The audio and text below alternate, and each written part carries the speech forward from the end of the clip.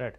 విజయభాస్కర్ గారు మీరు చెప్పండి, ఒక్కో ఉపాధ్యాయ పోస్టును అయితే 30 లక్షలకు అమ్ముకున్నారన్న వైసీపీ ఆరోపణలో ఏమాత్రం నిజం లేదు అంటున్నారు మీ నాయకులు. మరి ఈ ఆరోపణలు నిరూపించడానికి విద్యాశాఖ తరపున ఒక ఓపెన్ ఎంక్వైరీ లేదా ఛాలెంజ్కు ప్రభుత్వం సిద్ధంగా ఉందా? ఇప్పుడు విజయభాస్కర్ గారు. చక్రధర్ గారు వారం రోజుల పాటు ఉన్నత విద్యాశాఖ అధికారులు ఉమ్, ఈ పరీక్ష నిర్వహణకు సంబంధించి, ఉద్యోగ నియామకాలకు సంబంధించి సీనియర్ అధికారులు, ఐఏఎస్లు, విద్యాశాఖ డైరెక్టర్లు వారం రోజుల పాటు ఇన్వైట్ చేశారు. మీ సందేహాలు మీకు నివృత్తి చేస్తాం, మీ అనుమానాలు నివృత్తి చేస్తాం. ఉమ్, మా టోల్ ఫ్రీ నంబర్ ఇది, ఇదిగో మేము పలానా ఆఫీస్లో ఇదిగో పలానా చోట ఉన్నాం, వచ్చి కలవచ్చు, ఉదయం 10 గంటల నుంచి సాయంత్రం 5-6 దాకా కలవచ్చు, మీ సందేహాన్ని నివృత్తి చేస్తామని చెప్పి మొట్టమొదటిసారిగా ప్రజాస్వామ్యం పట్ల గౌరవం ఉన్నటువంటి ఈ కూటమి ప్రభుత్వంలో ఉమ్, అధికారులు వారం రోజుల పాటు కూర్చొని, ఉన్నత అధికారులు ఈ ఆరోపణలు వైసీపీ వాళ్ళు చేసిన తర్వాత గతంలో చేశారు, అంటే ఒక నెల రోజులకు ముందు చేసినప్పుడు అధికారులు విస్పష్టంగా ఇందులో మీకు అర్థం కాని అంశాలు కొన్ని ఉన్నాయి, ఈ రిజర్వేషన్లకు సంబంధించి ఉమ్, హారిజెంటల్ రిజర్వేషన్లు, వర్టికల్ రిజర్వేషన్లు అని 2 రకాల రిజర్వేషన్లు ఉన్నాయి. ఈ విధానం అర్థం కాక కొంతమంది అపార్థం చేసుకుంటున్నారు. కాబట్టి హారిజెంటల్ రిజర్వేషన్ అంటే ఏంటి, వర్టికల్ రిజర్వేషన్ అంటే ఏంటి, ఏ పద్ధతుల్లో ఎలా పారదర్శకంగా వాళ్ళందరికీ నియామక పత్రాలు అందజేయడం జరిగింది అని చెప్పేసి స్పష్టంగా వాళ్ళు ప్రకటించారు. పైగా లోకేష్ బాబు గారు జగన్మోహన్ రెడ్డికి సవాలుగాడు విసిరాడు, ఇది చర్చకి సిద్ధం అని చెప్పేసి. మరి ఈ నేపథ్యంలో ఈ నెల రోజులుగా చడి చప్పుడు లేదు. మళ్ళా నిన్న ధర్మేంద్ర ప్రధాన్ గారు రాజీనామా చేశారు.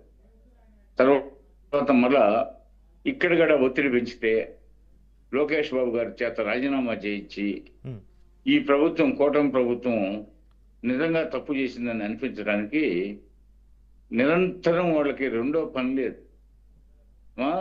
పోతే వాళ్ళు చేయరు, మమ్మల్ని చేయనీరు. ఉదాహరణకి వాళ్ళ 5 ఏళ్ల పాలనలో 5 సంవత్సరాల్లో డిఎస్సి అనేది లేదు, జాబ్ క్యాలెండర్ లేదు, ప్రకటిస్తామని చెప్పారు. నిరుద్యోగులు వయోపరిమితి పెరిగిపోతాం. నిరుద్యోగులు చాలా మంది ఆత్మహత్యలు చేసుకున్నారు ఉద్యోగాలు లేక. ఈ నేపథ్యంలో మేము కూటమి అధికారంలోకి వచ్చిన మరుక్షణమే తొలి సంతకం డిఎస్సి మేము వెంటనే ప్రకటిస్తామని చెప్పేసి, అందుకు అనుగుణంగా కూటమి హామీల్లో భాగంగా డిఎస్సిని నిర్వహించడం, సుమారు 16,000 మందికి ఉద్యోగాలు ఇవ్వడం జరిగింది. ఉమ్, ఏ కోటా అయినా, అది స్పోర్ట్స్ కోటా కానీ, వికలాంగులు కానీ, లేకపోతే ఇతర ఎస్సీ, ఎస్టీ, బీసీ ఇలా అనేక మహిళ ఇవన్నీ ఉన్నాయి కదా. ఈ రిజర్వేషన్ అన్నిటిని దృష్టిలో పెట్టుకుని 2 రకాల రిజర్వేషన్ విధానం ప్రవేశపెట్టాం. ఈ 2 రకాల రిజర్వేషన్ విధానం అర్థం కాకపోవడంతోనే ఈ సమస్య వచ్చిందని చెప్పి అధికారులు, మీరు రెండయ్యా వచ్చి మా దగ్గరికి వస్తే మేము అన్ని మీ డౌట్స్ క్లియర్ చేస్తాము, ఇంకా ఏమన్నా ఉంటే అప్పుడు మీరు అంటే మేము ఈ నింద మోస్తామని చెప్పారు. అయితే వాళ్ళు తేటతెల్లం చేశారు, వాళ్ళ సమాధానాలతో తృప్తి పడ్డారు, ఈ గోల లేకుండా పోయింది. మళ్ళా తిరిగి నిన్న ధర్మేంద్ర ప్రధాన్ రాజీనామా ఇన్స్పైర్ చేసింది వీళ్ళని. ఉమ్, ఇన్స్పైర్ చేసి లోకేష్ బాబు రాజీనామా చేయాలా, స్పోర్ట్స్ కోటాలో ఉద్యోగాలు అమ్ముకున్నారని. అవును. అసలే నిరుద్యోగులు, పేదవాళ్ళు, చక్రధర్ గారు, నిరుద్యోగులు, పేదవాళ్ళు, అసలే వయసు పైబడుతుంది, ఉమ్, బాధ్యతలు పోతే వాళ్ళు పెళ్లిళ్ళు కాని వాళ్ళు, కొంతమంది పెళ్లిళ్ళు అయ్యి పెళ్ళాం బిడ్డలను పోషించలేని వాళ్ళు 25 లక్షలు 30 లక్షల రూపాయలు ఒక టీచర్ పోస్ట్ కి ఇచ్చే సామర్థ్యం వాళ్ళకు ఉంటుందా అని చెప్పి నేను ప్రశ్నిస్తున్నా. వాళ్ళకు ఉంటుందా? 25-30 లక్షలు అంటే అది ఏమన్నా తమాషానా? 100 ఎకరాల రైతు దగ్గర 25-30 లక్షలు నిల్వ ఉండవు. పోతే 25-30 లక్షల రూపాయలు వాళ్ళు ఇచ్చి టీచర్ పోస్ట్ లో వాళ్ళు సుఖపడేది, దానికి అయ్యే వడ్డీలు ఎంత? అంటే విజయభాస్కర్ గారు, మనం పొద్దున్నేసే పేపర్లలో చూస్తూ ఉన్నాం, ఒక ప్రైవేటు ఉద్యోగం కోసం, ఐటీ జాబ్ కోసమే అప్పులు చేసి కొనుక్కుంటున్నటువంటి పరిస్థితి. అయినా కూడా చాలా మంది మోసం చేస్తున్నారు, ఉద్యోగాలు ఇప్పిస్తామని చెప్పేసి లక్షలు కాజేసి మోసం చేస్తున్నటువంటి పరిస్థితులు కూడా చూస్తున్నాం. అలాంటి గవర్నమెంట్ జాబ్ ఇప్పిస్తామంటే మోసపోతున్న వాళ్ళు చాలా మంది ఉన్నారని కూడా మనం వార్తలు చూస్తూ ఉన్నాం కదా.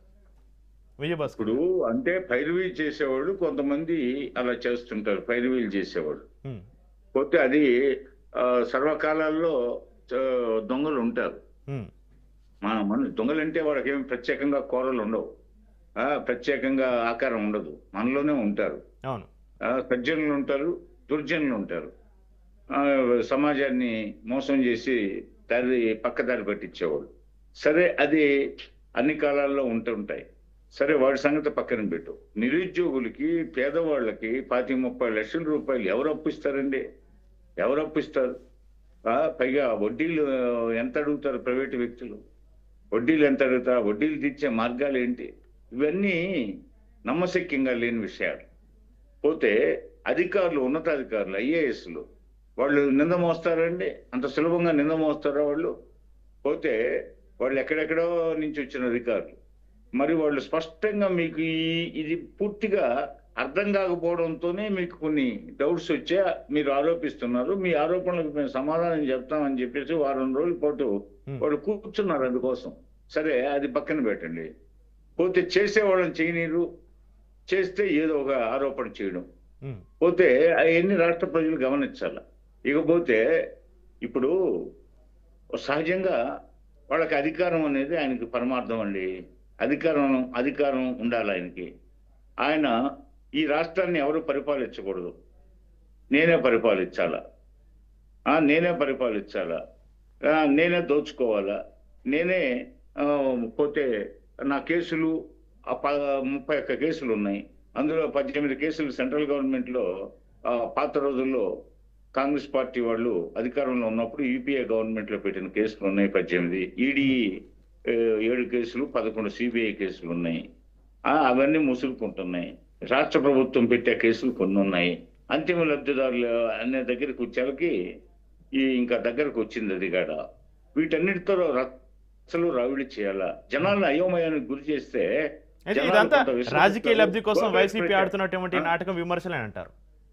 అంతే, ఏం లేదు. ఈ పసలేని విమర్శలు. మీ తప్పు లేకపోతే సిబిఐ ఎంక్వైరీ వేయచ్చు కదా విజయభాస్కర్. దానికి సుప్రీంకోర్టు తీర్పు ఒకటి ఉంది. సుప్రీంకోర్టు తీర్పు ఒకటి ఉందండి. పోతే సుప్రీంకోర్టు యావత్ భారతదేశానికి ప్రాతినిధ్యం వహించే ఒక అత్యున్నత స్థాయి కేంద్ర ప్రభుత్వ దర్యాప్తు సంస్థ. పోతే అంతర్జాతీయ స్థాయిలో, జాతీయ స్థాయిలో పెద్ద పెద్ద కేసులు, వాటి అన్నిటికీ మాత్రమే సిబిఐ జోక్యం చేసుకోవాలి. అదేవిధంగా రాష్ట్రాల్లో కూడా అది అత్యంత ఇబ్బందికరమైన సమస్య అయితే, ప్రజల్లో పెద్ద ఎత్తున ఆందోళనలు, అనుమానాలు, సందేహాలు ఉన్నప్పుడు పెద్ద పెద్ద సమస్య అయ్యి పోతే అది రాష్ట్ర ప్రభుత్వ ఖజానాకి ఇబ్బంది పెట్టేయి, అదేవిధంగా ప్రజల మనసులను గాయపరిచే ఏమైనా ఉంటే అలాంటి వాటిని అరుదుగా సిబిఐకి ఇవ్వచ్చు. కానీ ప్రతి విషయాన్ని సిబిఐ అని అసలు వాళ్ళు అడగంగానే మేము సిబిఐకి కాదు, రాష్ట్రంలో ఒక సిఐడికైనా ఎందుకు ఇవ్వాలి? వాళ్ళు అడిగారని ఇచ్చేయడమేనా? వాళ్ళకి అధికారం కావాలండి. వాళ్ళకి అధికారం కోసం తహతగలాడుతున్నారు. వాళ్ళు రౌడీజం చేయాలా, పెత్తనం చేయాలా, కర్ర పెత్తనం చేయాలా, పోతే దోచుకోవాలా? దోపిడీ ఆగిపోయింది ఈ మధ్య 2 సంవత్సరాలుగా. కోర్టుల చుట్టూ తిరగాల్సి వస్తుంది, లాయర్ల ఫీజులు చెల్లించాల్సి వస్తుంది. ఇకపోతే పైగా రుచి మరిగారు. రోజు బకాసుడికి బండిడను అన్నట్టు పోతే వీళ్ళందరికీ రోజు ఆదాయం కావాలా? కాబట్టి వీళ్ళు ఏంటంటే అధికారం లేకపోతే బ్రతకలేరు. వీళ్ళు హత్యలు చేయాలా, ప్రత్యర్థుల మీద పగ తీర్చుకోవాలా, వీళ్ళని కొట్టించాలా, మర్డర్లు చేయాలా, గాయపరచాలా, కుటుంబాలని అల్లరిపోలు చేయాలా, వాళ్ళ చీనీ తోటల్ని, ఇతర పంట పొలాల్ని కాల్చేయాలా? పోతే ప్రత్యర్థులు ఉండకూడదు వాళ్ళకి. నిరంతరం పగలు ప్రతీకార వాంఛలతో, దాడులతో, దౌర్జన్యాలతో, దోపిడీలతో అట్టుడుకుపోయి కదా రాష్ట్రం. 5 సంవత్సరాలు అరాజకం అయిపోయి కదా. పోతే ప్రజలు విసిగి వేసారింది. మేము ప్రజాస్వామ్య స్ఫూర్తి నింపాలని చెప్పేసి సడన్ గా ఇన్ని ఆరోపణలు ప్రజల్లో. లోకేష్ బాబు గారు యువగళం పాదయాత్రలో అడుగడుగునా ప్రజలు వచ్చి అర్జీలు ఇచ్చారు. పోతే వాళ్ళ బాధల్ని, గాథల్ని హీనస్వరంతో, పోతే దుఃఖంతో, పోతే అశ్రు నయనాలతో వాళ్ళు ఎంతో మంది ఎన్నో రకాలుగా చెప్పుకున్నారు. మా ప్రభుత్వం అధికారంలోకి వచ్చిన తర్వాత విచారణ జరిపిస్తున్నాం, అంతేగాని రాత్రికి రాత్రి అకారణంగా అరెస్టులు అటువంటి వాళ్ళు చేసినట్టు మేము చేయదలుచుకోలేదు. చట్టం తన పని తాను చేసుకుపోవాలా. అదేవిధంగా మనకి న్యాయ వ్యవస్థ ఉంది. ఆ న్యాయ వ్యవస్థ మీద కూటమి పార్టీలకి అక్కడ అపురూపమైనటువంటి అభిమానం, గౌరవం ఉంది.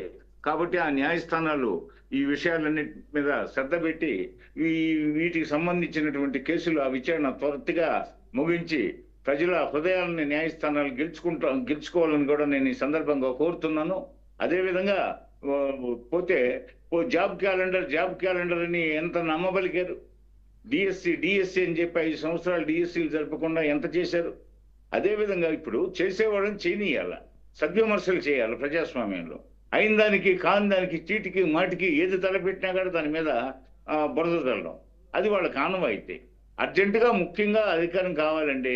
ఇప్పటి నుంచే దుష్ప్రచారం. ఇప్పుడు ఏముందండి, 30 రోజుల తర్వాత వాళ్ళు ఢిల్లీ ప్రణాళిక పెట్టుకుని జంతర్ మంతర్ దగ్గరికి పోయి ఇదే వ్యక్తులు వాళ్ళకి జంతర్ మంతర్ అంటే నిన్నగాడ జంతర్ మంతర్ దగ్గర కదా ఇది నిరసన ప్రదర్శన జరిగింది.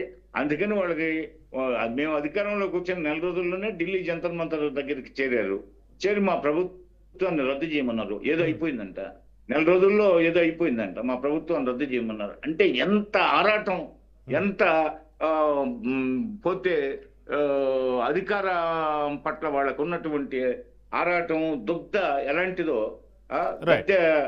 కోల్పోయిన తర్వాత వాళ్ళు పడుతున్నటువంటి మనోవేదన ఎలాంటిది అనేది అర్థం కావట్లేదా? నెల రోజుల్లో ఒక ప్రభుత్వాన్ని 94% స్ట్రైక్ రేట్తో 57% ఓటింగ్తో అధికారంలోకి వచ్చిన ఒక ప్రభుత్వాన్ని రద్దు చేయమని ఢిల్లీకి పోయారంటే అసలుకి నైజం, వాళ్ళ నైజం ఏంటి అర్థం అవుతున్నప్పుడు విజయభాస్కర్ గారు వాళ్ళకి అధికారం కావాలంటే అవకాశం ఇస్తాను. రైట్ ఇప్పుడు ఒక చిన్న బ్రేక్ తీసుకుందాం. బ్రేక్ తర్వాత డిబేట్ కంటిన్యూ చేద్దాం. చూస్తూనే ఉండండి రాజ్ న్యూస్.